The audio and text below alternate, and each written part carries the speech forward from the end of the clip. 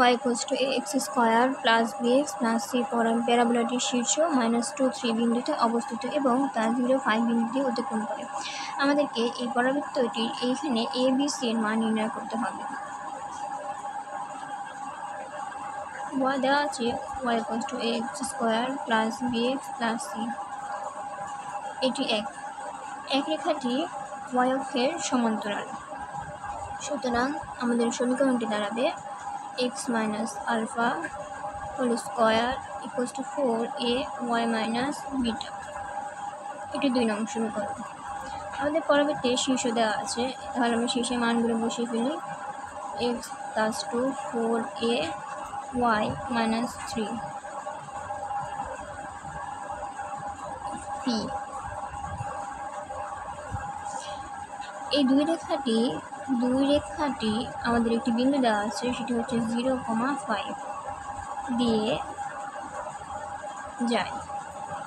সুতরাং দুই রেখাটি 0 plus 2 whole square 4py means 5 minus 3, 4 equals to 4p into 2, p equals to 1/2।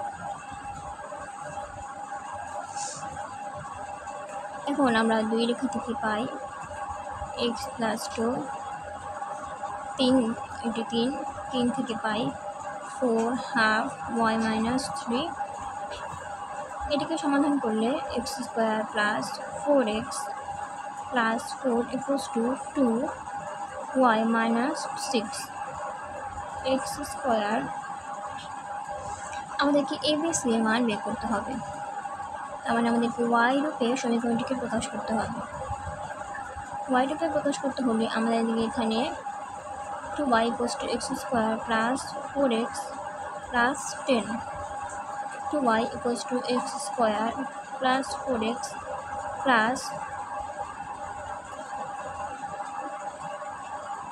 5।